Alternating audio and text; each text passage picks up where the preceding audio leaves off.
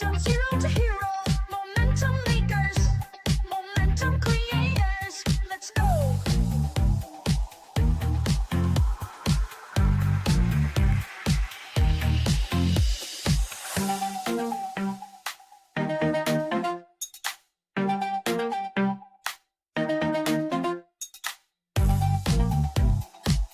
Today on Momentum, we are joined by a man who's not only digitalizing football clubs faster than Cristiano Ronaldo changes hairstyle, but he's also turning chaos into code and spreadsheets into strategy. He's a founder, a mentor, a serial startup builder, and rumor has it, a coach's worst nightmare, because now even Sunday League teams have performance analytics.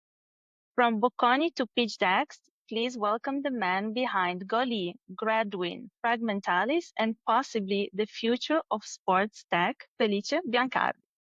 Thank you so much, Hi, Felice, for being with us. We are very happy to have you. I'm really happy to be here and to tell my story. And hi, Erika, also. And please, let's start with the first question. Where do you want to start? Okay, so first thing first, Felice, you just told us that you're in a hotel or in Tenerife right now. So are you really working, or is it just the startup version of pretending to be on vacation while actually secretly building other companies? It depends how you see it. If you see it from Instagram, it looks like I'm always on vacation because I do vacation when others don't do vacation. So, like it's they see it more, no? But the rest of the time, I work like crazy because I have so many things to do that I never finish. And sometimes also vacation time is the perfect moment to catch up. But I'm really lucky because I was able to work remotely in this last period, and also to be in places where I enjoy the sun or enjoy the beach, and I can work with a nice view, even if I cannot jump in the water because probably I'm just like stuck on my computer. But I'm very lucky for that. But yeah, let's say that I'm really working. Well, that's really the sexiest version or like side of building startups and being able to work remote, I would say. It sounds like a dream. And let's rewind a little bit. You were still at Bocconi when you started your first company. What was going through your head? Were you bored at class and you just decided, fuck this, I'm gonna become an entrepreneur because I hate being in a corporate or something like that? That's exactly what I had in my head because during Bocconi, it was an amazing experience, but I really could not see myself behind the desk looking at the Excel sheets and presentation. It just my head was not made for that. Like I could not concentrate on something that was not coming from me, but from others. So I had ideas. I want to create projects, and it was always like I want to create something on my own. And that was driving me. So I was trying to create many projects all the time. Every week I had a different project that I want to develop. My first one was the one that I start to develop between Bocconi and business school, where I had the idea during Bocconi, and then during my master IE, I was really lucky because a professor was helping me to build the idea. That afterwards I had to close it after 2 years of trying because I had no money. My father was telling me, "Why don't you go to work at a corporate and then you continue?" So I was doing this side business. I was trying to make a little bit of money, but was not enough. And on the other side, I was working for a corporate called SAS. It actually was a great idea because I had let's say, an image of what a company was. Because at university, you have this, okay, but I can do everything. I'm very good. I'm coming from a very good university, but you don't know anything about anything. That's starting from working with someone else, for a boss, with a colleague, or the dynamics that you have with a client. So And you hated afterwards, it even more. oh my God. And Oh then my you God. just okay, just okay. But I can relate. Like when you jump off university, you have this also expectation of how the corporate world should look like, and then maybe you join it, and at the beginning it can be harder than what you imagine. That's it, and not everyone is made for it. Can I tell you something? For me, it was not really hard. It was I could not find motivation. Yeah, boring. It was boring. It was like okay, but like there's my experience. Then everybody has a drive, in something. So like you just have to chase what you have in your heart. You chase it and you follow it. So I was just like, I was seeing like everybody's super excited to do the job. And I was like, I'm not excited. It's not clicking. It's not clicking. It's not clicking. And after 2 years, I was like, no, I want to launch something on my own. And the first experience was, I just didn't understand anything about anything. So it was a mess. But afterwards, I met Tommaso. He was my co-founder in Angole. And he also was coming from the same, he had the same mentality. And he was coming from the football world. And I was a tennis player. So we understand a lot about sport, and we decided to create a startup on sport because we're all passionate about sport. And that's how we launched Golay with a group of guys. So we had no money to pay anybody, and it was an amazing adventure. And basically, how we started to go physically to small clubs, like small clubs, study clubs, when you go as a kid, to play football or basketball or to dance, like associations. And we were asking her that question: what do you need? What do you need? What do you need? And after 1 year, we understood what they need, because at the beginning it's you think what they need, but you don't know anything until you're there, and you feel the grass of the football field. A person of 65 years old tells you don't know shit. Like, this is like how to do this kind of stuff. That's how I work. And you stay there, you listen to them, and then you develop stuff. That's how we started. So, Felice, just to understand better, so before Tommaso, you actually started to found your own startup, right? That didn't work out at the end. No, it didn't work out because I just ran out of money and I had to make a living. So that's why I had to close this project because I didn't know how to do fundraising. I didn't have the concept of how to deal with an investor, and I didn't have a team. And I was living in US. Then I moved back to Italy. So in all this changing, I want to I would say like, okay, I have to start somewhere, and I decided to start from a corporate. And then afterwards, I started properly in a. During this very, very first experience, what do you think was the lesson learned? What do you think? Do you think it was really helpful for you in order to, I don't know, develop your mindset or kind of start developing your first skills to become a better entrepreneur? So actually, I would say that I the real issues is that I was alone, and all the conversation they were in my head. So I was just like looking myself in the mirror. I was talking with myself. And when you work alone, you're a solo founder, you just don't have a feedback from the real world.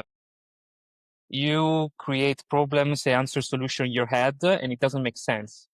So whatever you do is always good to have or mentors that are older than you to tell your story or tell you what you're thinking, or to have a co-founder just to have this back and forth of feedbacks, because otherwise you never grow and everything is inside you and you make mistakes and you don't know why.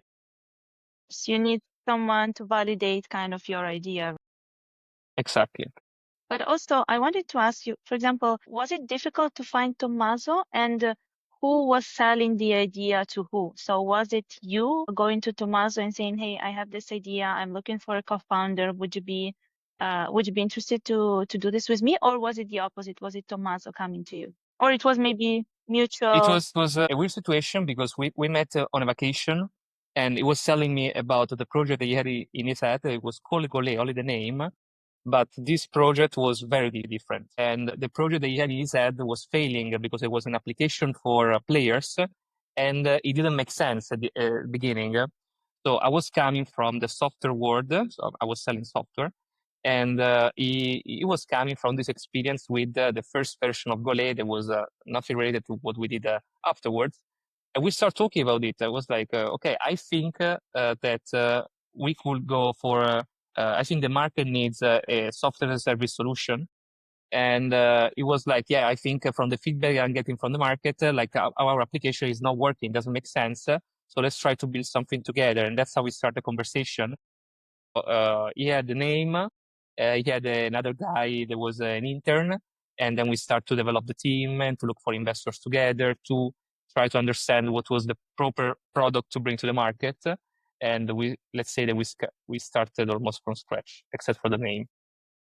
Wow, that's crazy. But also, I was reading that Gole grew from 200 to K clubs during the pandemic, right? So, what was the biggest, let's say, unexpected challenge during that particular period? And the challenge was that our clients, they were all closed and they had no money. So, and it was a big problem for the company because we started to develop the software. At the end, it's a CRM for sports clubs. And the moment that we start to scale the software, and it was really difficult for us because we didn't know how long it would be. After COVID, after 2 years of COVID, Sport Association was still scared. So for us, for our market, it lasted more than 2 years in terms of, okay, I want to invest in something. It grew a lot because we had many clubs that want to join us to help us. And we were doing the job for free because they had no money, but still we needed feedbacks. So we didn't want to fire anybody, and we start to ask more money to the investors. We didn't fire anybody. We developed a lot with clubs, and clubs were joining us because we were doing something for them for free at the beginning, and they were giving us feedback. And during these 2 years, without revenue, basically, because we were not making any money, they were just telling us, "Oh, I need this. Let me try." And we were they were part of the team, like more than 1,000 future clients. And then after COVID, we started slowly to grow. And right now we are around 15,000 clubs. I think we have 1/3 of all the Italian football market, and we have 1/4 of the sport market general. Sport market means like not professional, of course. The professionals, we have, it's completely different. They have Microsoft, SAP, and stuff. But like not professional world, we are the leader in Italy. Well, that's really, really cool. So really congrats. Also because you scaled in a market that's notoriously offline. So how did you approach digitalizing like this industry with, I don't know, that it's probably based on, I can imagine, spreadsheet, paper, and maybe group chat. Like, how did you Yeah, approach that? WhatsApp. Yeah, exactly. Like, WhatsApp and I'm sheets of very paper. yeah, I'm very digital. I have WhatsApp. Well, actually, that was a big issue because our target was over 50. It was over 50. Before COVID, it was really, really difficult because we were like, okay, we have something for you. Do you want to try? And I say like, no, I have no time. I do the things on my way. And moreover, some of them, they were also working in a sport club, not for money, but just because they want to help the sport club of the small town. And also the owner of the sport club, maybe it was a give back that he was giving to the community. So it was not really like a company with the investment budget for software, but we really want to help. What we notice is that we are in in sport. It's all about competition. So we noticed that going to the biggest clubs was having an effect of all the other clubs because they were saying, "Oh, they have the goalie software, so we also want them." Okay. Because we had this kind of competition and this effect based on different areas. And then we sponsor the federation, local federations. So the federation was talking about us. Slowly, they were talking about us. And this word of mouth made us scalable. It's crazy because for a software, it's very weird to do something like that. But afterwards, we became we start to sponsor the good, we start sponsoring heavily the federation. And also after COVID, they start to use like Zoom. Nobody was using Zoom in a sport clubs, and nobody was using Excel sheets. So with COVID, they had this awareness that they could work with tools. And it's so weird for us, but like for over 50 was not. And they start to say, okay, maybe I should spend time on online tools. And after COVID, it just like start to grow like crazy for these dynamics, very weird dynamics, very Italian dynamics. It seems like COVID, after all, was kind of like a blessing in disguise. It was actually helping you in terms of change management and changing their mentality around software and digitalization. But I can imagine, like, I don't know, like a sport club run by a 50, 60 years old guy? How did you like? So your main strength was relationship. You started building relationships, and then having your network, and that helped you out. How the decision making process looks? What's the decision making process looks like in those kind of clubs? Is it clear? Is it made by a lot of people? Did you have to? How did that go? Like, how did you interact with the decision makers to sell the So at software? the beginning was very random because a sport club can have 100 kids, can have 500 or 1,000. You can have one sport of 10 sports. So sometimes you find like professional people working in it and making money out of it, and the other times they're just like volunteers. So the decision making was really different. We have different funnels. So what we were very good at doing was to adapt the software to the kind of user. So the user was entering inside the platform, and when he enters, the platform has all the kind of interactive wizard that can help you to enter inside the platform and understand which kind of needs you have. And in a very step-by-step interaction that we had with the user, we can convert them. So it's so easy that everybody can do it and everybody can get value from it.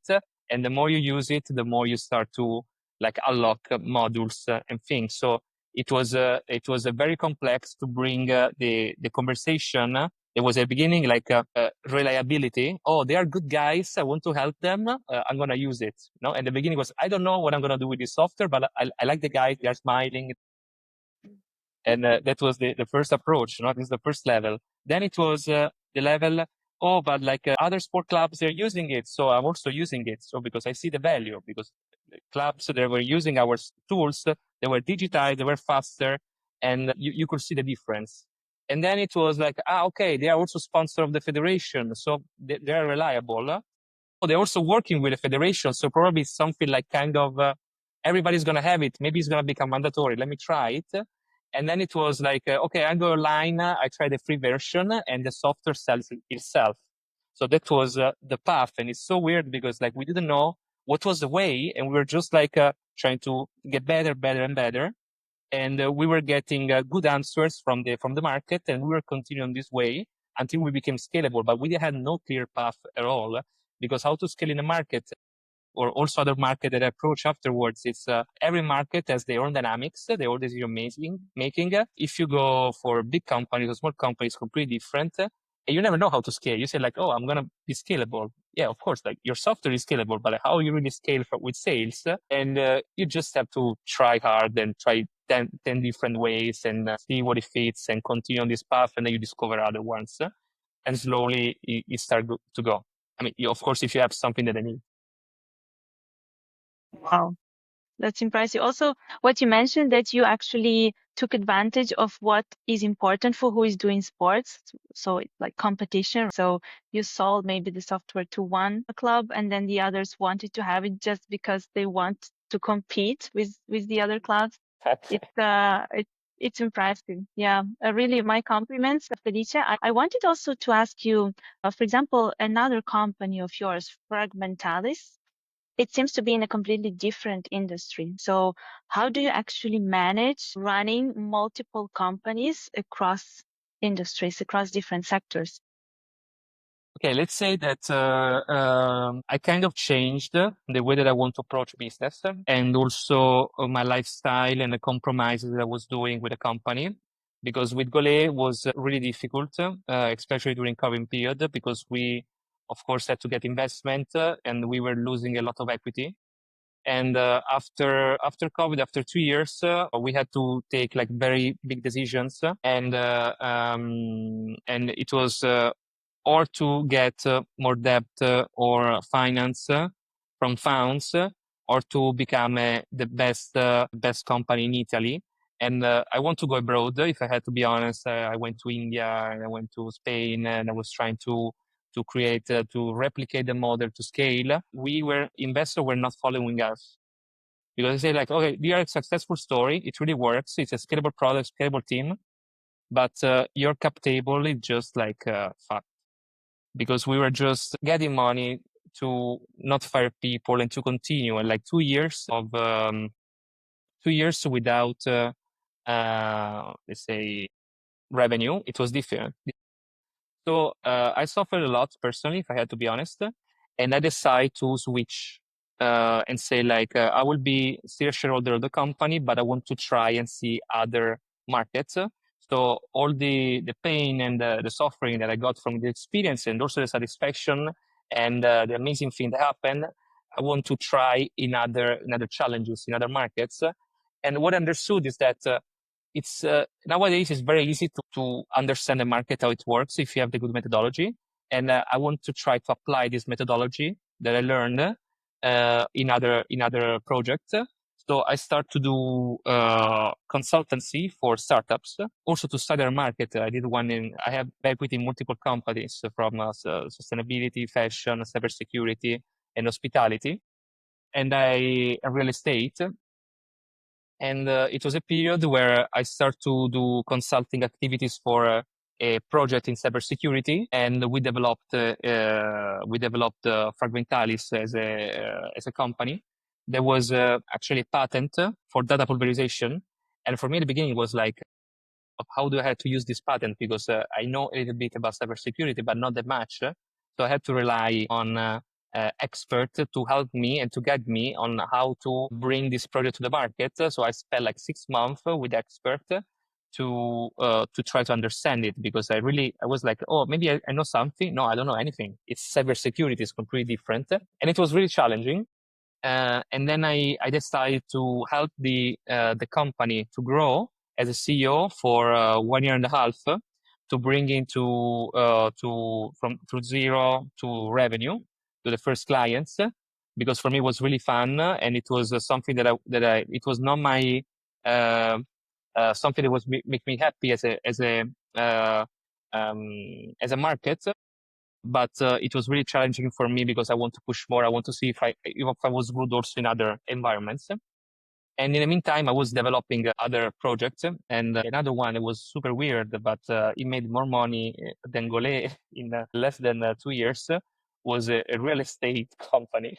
That was that while I was doing this challenge in cybersecurity, I start to do short rental with one of my houses. The funny story is that I was living with my girlfriend at the time, and I didn't know what to do with my house because I moved to her, and I said like, okay, let's do some short rental. And in more than 1 year, we got a 50 apartment luxury in the center of Milan, just because I don't know, I was the only one with maybe with a good degree and know a little bit about finance in a short rental. So we started to do a lot, and he made like I don't know, this revenue 1.5 million in basically 1 year, 1 year and a half. I mean, it was a lot of revenue, and Yeah. also the margin was great. And I was like, okay, I cannot really sell this company, but it's good because it's giving me money for living, and I can invest in multiple things. So I start to understand also, okay, but like I don't have to suffer from a financial point of view all the time for the startup. I can also make money and focus on very innovative things. If I take care of it. So I start to create multiple revenue sources from other projects, especially in real estate, and it gave me the freedom to focus on really innovative things. Not that sometimes you're just like cannot pay yourself, cannot pay others, and it's really tough, especially when you're growing, and after two girlfriends break up with you because you have no time for them. It's a big topic, no? That's So another episode. that's another episode, but like my personal life from this point of view, it's very fascinating. But we can have an aperitivo for a lot of stories from this point of view. And so I did this That is company, true and that it's also like the kind of like negative side of being an entrepreneur and having basically no time for for everything else, right? It's also something to acknowledge and take in consideration if you want to do that, if you want to become an entrepreneur. It's a great point. I think that the most difficult thing it's the compromise that you do with yourself and with your time. And this is something that everybody has different compromise with their life, with their job, with their work. And I was like, I just want to do something that I have fun. Of course, I make money, but like I want to have fun and I want to express what I have inside and the ideas that I have inside. And for example, like I did this company in real estate, I did this one in cybersecurity, and then I did this other one that I launched like 9 months ago. that is in hospitality. And this one in hospitality, all this, they're all making money. All this company, nothing fails so far. So I'm really happy because I'm very glad of it, and I'm really happy about it. But I was like, no, but I don't want to do a founder of one thing. I want to be a serial entrepreneur because I have more fun and I can apply the same methodology to different verticals because that's how I am and that's how I express myself. So it's just like that. And the last one that I launched is called Plaza Tech, and it's an AI company for hospitality. And basically, what happened during my with my short rental experience, I was like, no, but this market is so boring. It's so not digitized. And I was applying the same stuff that I was doing in Gole, but in hospitality. But the amazing thing is that hospitality is 10 times more rich than sport. Is one of the main market in Italy. And I was giving my solution to hotels and to big vacation, to big hospitality groups. And they would say, we love it. We love you. We love AI. We love the idea. How much do you want? What do you mean, how much do you want? Like, no, we have a big budget this year. Like, can you just help us to innovate? And with this company that I launched, like literally, August of last year, I mean, I'm already making more revenue than the other two combined in 1 year. And it's just like the thing that you learn, and you're reapplying it. And also the way that I am, because I'm really relaxed, I make mono other stuff. I can concentrate on what I like. And with my team also, it's completely different, the approach and how we work with them. And this company already made more than 1 million in revenue in 9 months, basically. So it's crazy that how they grow, and how chill I am towards that, and not stressed. And so I think I took care of myself a lot, and I was able to create multiple things with a very chill vibe and applying what I learned before. And that's how I'm living my life and all this project together. I don't know if it's a good answer, but that's how I live it. I mean, it's a great one. So the key here is basically pick your industry, right? Before picking the pain point, let's say the industry really matters, because if you're getting into an industry that doesn't have any money, it can be trouble, basically. You can work hard and try different solutions, but at the end, it will have an impact on the success of your business whatsoever. So basically, Felice, you pitched multiple ideas, raised money more than once, I imagine, and convinced people to bet on you again and again in different industries, right? So what's your go-to move when someone says, I'm not sure that this will really work? When you mean an investor or that it's Yeah, how do you okay, luckily I have I think decent sales capabilities. So first of all, my presence is very important.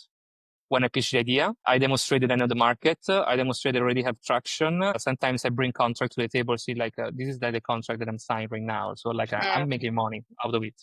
So when I'm in front of an investors, I'm saying guys, this is if you bet on me and my idea, you're gonna make money. That's it. And I'm very straightforward from a financial point of view. And moreover, when I show them numbers, I always over deliver the numbers that I show. So if I tell them I'm in the second quarter I'm gonna do 100K of revenue, I try to make 150 of revenue. Yeah, I'm already being conservative. It's already I already my to set high standards.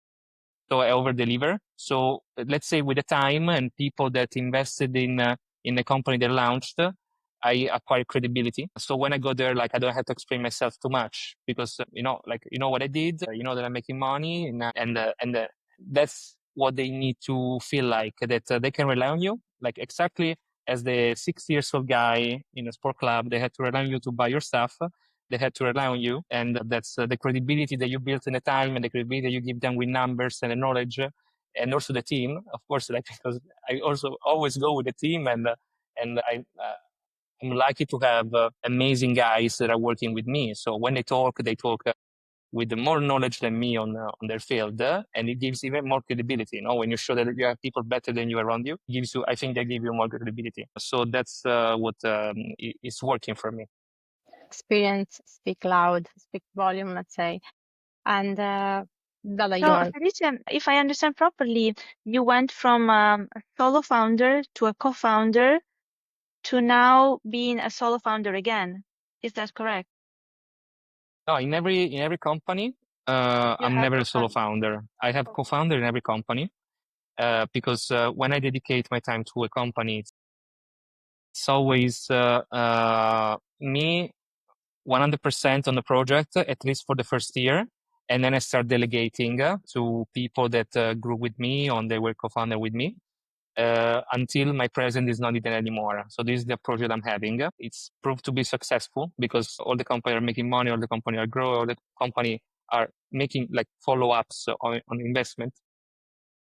So this is how I'm working. So would you say, for example, being a solo founder is still a possible way to go, but being a co-founder is much easier based on your experience? Absolutely. Being a solo founder, I don't know how people do it, but there are solo founders, but you have to be you have to be backed up by others. No, at the end, being a solo founder doesn't. It's I don't know if it makes sense because you still have people that you have feedback with. So maybe they're not co-founders, but they still have equity. They're still working. They're still motivated. So I would not like to label it as a solo founder or multiple founder because for me they are all co-founders because I give equity from the day one, stock options, incentives in whatever I do fairly and also that they grow more than me from the equity point of view if they do more than me. So like you have to open yourself to give to the others to get in returns. So the more you open yourself with the equity and with the commitment and with your energy, the more they give it back. So they are all The more co-founders. returns you will see. Yeah, of course. But how do you select actually your co-founders? Do they just come to you and say, well, like tomorrow I call you and I'm just going to say, hey, Felice, I want to be a co-founder. Would you accept me? Okay, let's say that it happened me so many times to have an aperitivo with someone that is telling me, okay, I'm doing that. Can you give me some suggestions?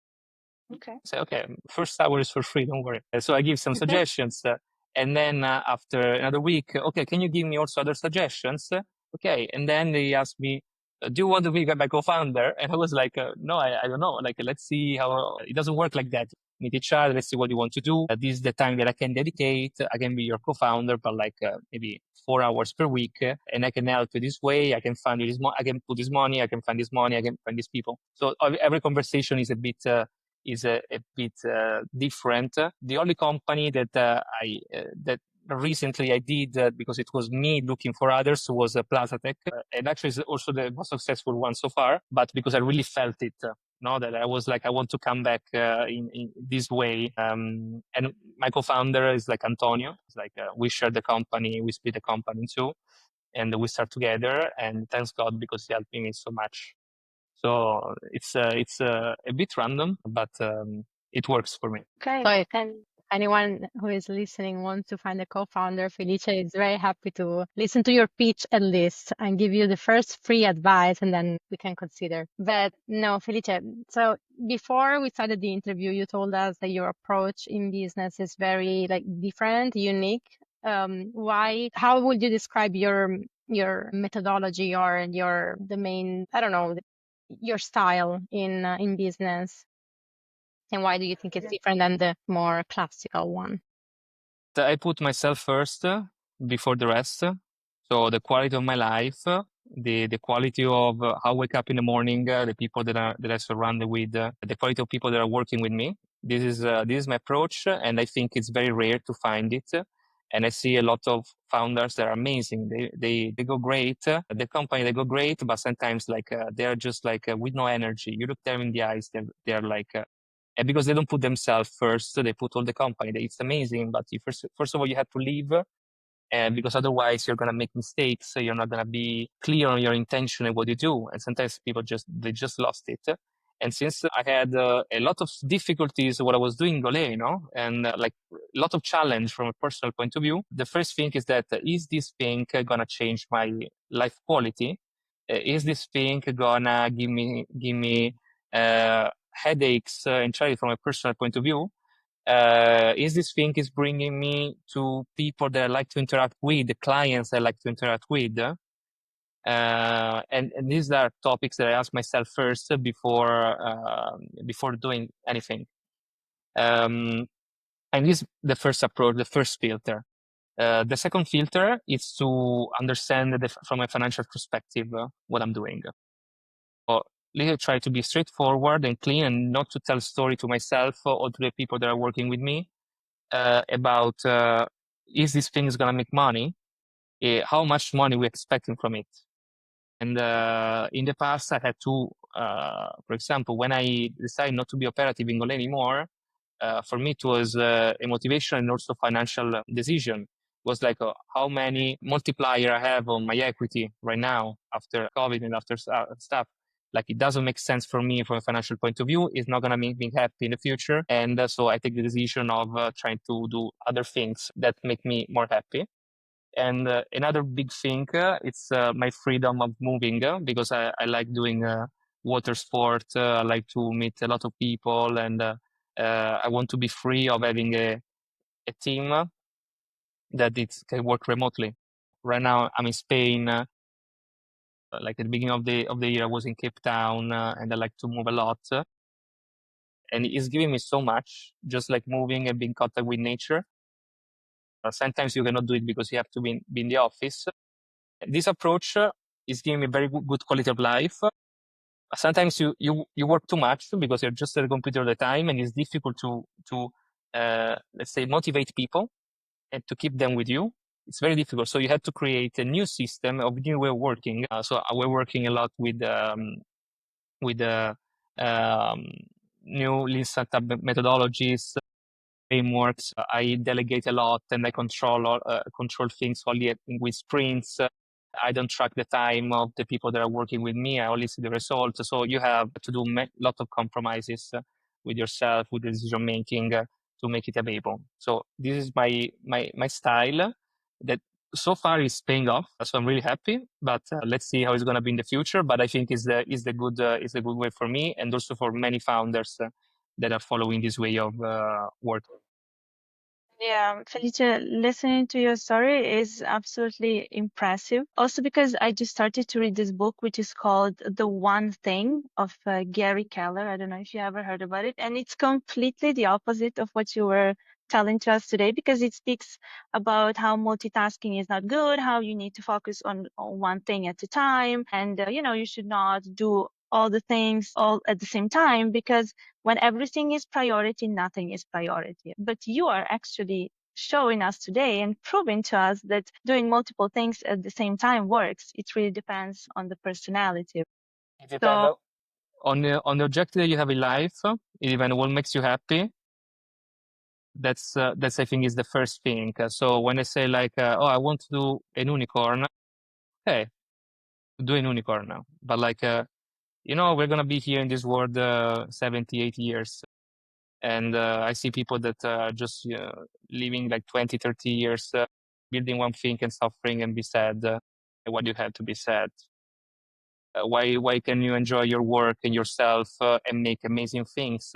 And if you open up to this mentality, things work, because at the end, whatever I did is working, is growing, is successful, is giving like me and all the people with me happiness and financial returns.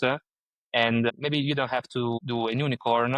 You just have to do something that makes sense and something that makes money. And I noticed that this approach makes you more successful than other approach. But let's see, maybe Plaza is going to be an unicorn and we don't know. Maybe next year we'll tell you what happened. So far, it started really well. So let's keep us see. posted. Yeah, we will for sure follow you in your next adventures. But so just looking ahead, give us some, like, let's say, news for the future. Like, what is the next big thing for you? Like, is there any like new industry that you would like to disrupt next? Okay, so far I want to concentrate on hospitality because I think it's being an Italian, hospitality, you understand it a lot, and there is an amazing market. Sometimes they think that Italy is not a great market itself, but if you go in, if you focus on a certain specific niche, you find a lot of traction and a way of growing.